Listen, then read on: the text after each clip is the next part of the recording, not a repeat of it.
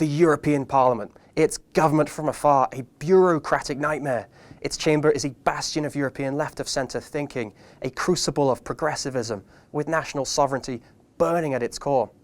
And so it's no surprise that on Thursday, MEPs voted to remove Marine Le Pen's parliamentary immunity from prosecution, allowing French prosecutors to pursue legal action against the National Front leader for posting 3 graphic pictures of ISIS violence on Twitter in December 2015. The uncensored images include the beheading of American journalist James Foley and the execution by fire of shot-down Jordanian pilot Muath al-Qasasbeh. But why would Le Pen tweet such images? And what about the revocation of her parliamentary immunity? Surely it isn't a move to restrict Islamic extremist propaganda in the European Parliament, a place where there likely isn't any. Well, herein lies the context to her tweets and the answer to those questions.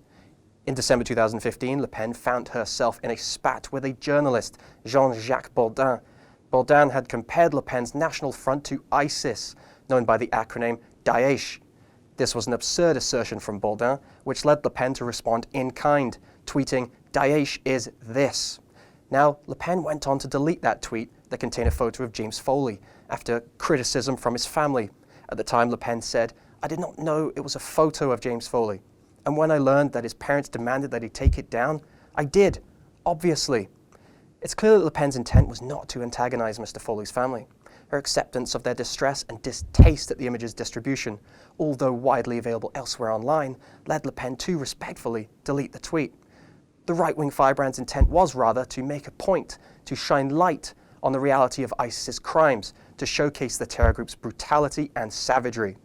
Vividly made, her point was successfully put across. The National Front, for all its vulnerabilities, is not ISIS. "I do not regret the publication of these photos," Le Pen said at the time. "I think it drew attention to the appalling outrage of comparing Daesh and the National Front."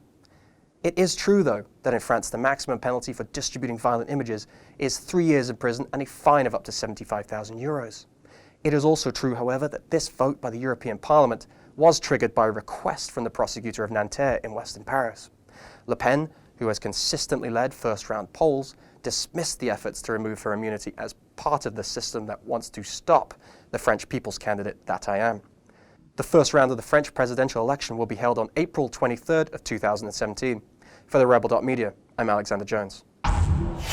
If you liked that video, feel free to click below to subscribe to our channel.